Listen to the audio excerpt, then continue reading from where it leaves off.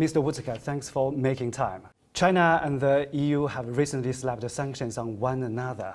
I want to begin by asking, have the European businesses in China been affected by this?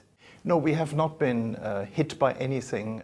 The Prime Minister visited my company in Nanjing. We had high-level meetings. It is definitely reaching out in order to make us feel comfortable while politicians find it out at the top. But of course, we're all depressed about it. It is our home turf.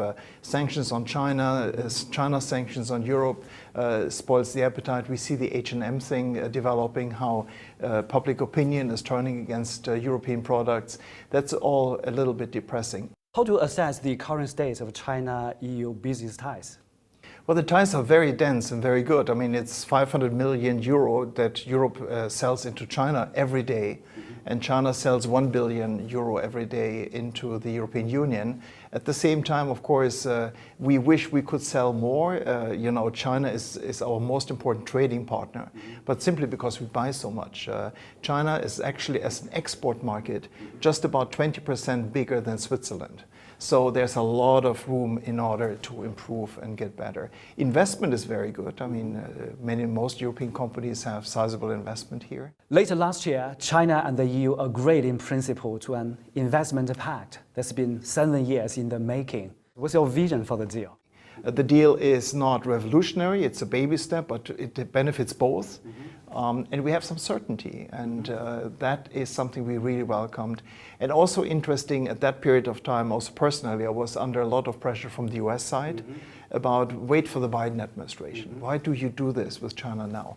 I felt this was completely illogic, because why should we, for a major decision that is really related to Europe, wait for someone else or ask someone else? We are who we are, and we can do our own decisions.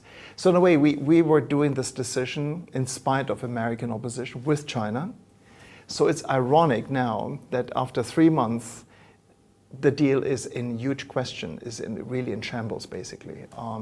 And I don't know how to fix this. The European Parliament made it very clear, as long as the sanctions are not lifted, they will even not look at the deal. And the deal was already challenged before. I had many hearings where I had to defend the deal. So let's see. Again, let time pass by and let's hope, but it's grim right now. Last year, China overtook the United States as the EU's largest trading partner for the first time. In your eyes, do you see China as a partner or a systemic rival to European countries, or both? Frankly, I think, of course, living here and working for a company, investing a lot, China is a partner and in many ways a competitor, no rival. But from the political side, I can assure you it's viewed as a rival. It's a rival on the systemic side, it's a rival on third countries levels and so forth. So I know that Beijing doesn't like the term, but I think if you are within the corridors of Brussels and Berlin and Paris, you actually sense this kind of rivalry that is also matched by, of course, an even much bigger feeling for rivalry in the United States.